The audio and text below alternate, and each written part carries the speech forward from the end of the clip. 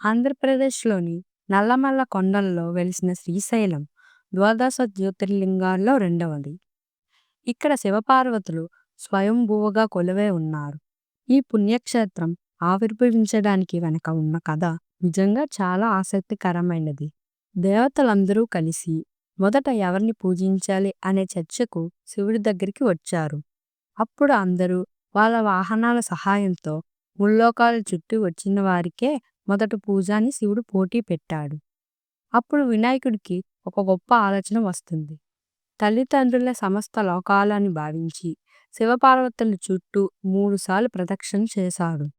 ముల్లోకాలు చుట్టే కార్తికేయుడికి ప్రతి ప్రదేశంలో వినాయకుడే ఎదురుగా కనిపిస్తూ ఆశ్చర్యాన్ని కలిగించాడు.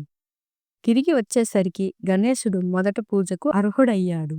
కానీ ఈ సంఘటన తర్వాతే కుమారస్వామి కోపంతో క్రాంచా పర్వతానికి వెళ్ళగా ఆయన కోసం శివపార్వతులు ఇక్కడ మల్లికార్జునుడు, భ్రమరాంబికగా వెలిశారు.